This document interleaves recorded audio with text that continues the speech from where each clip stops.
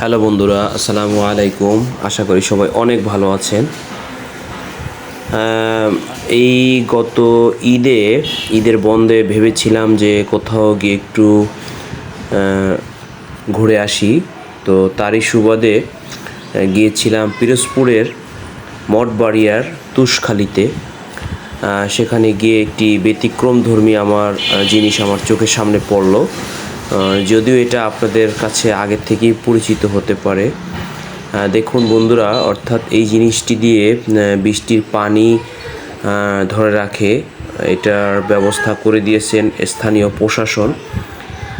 পরে এটার খোঁজ খবর নিয়ে জানতে পারলাম এটা ভালো একটি অ্যামাউন্ট ব্যয় হয়েছে, যাতে গ্রামের মানুষ প্রত্যেকেই বৃষ্টির পানি ধরে রাখতে পারেন, সেজন্যই ব্যবস্থা করে দিয়েছে।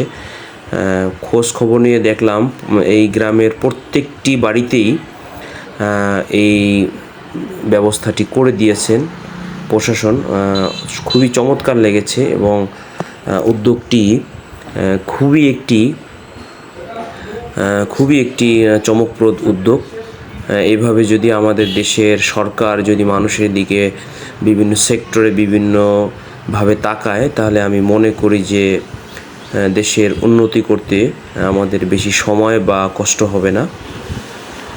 তো আপনাদের কার কার এলাকায় এরকম পদ্ধতি রয়েছে একটু জানাবেন অনুগ্রহপূর্বক। আমি আবার বলছি, এটি হচ্ছে বরিশাল বিভাগের পিরোজপুর জেলার মঠবাড়িয়ার তুষখালীতে।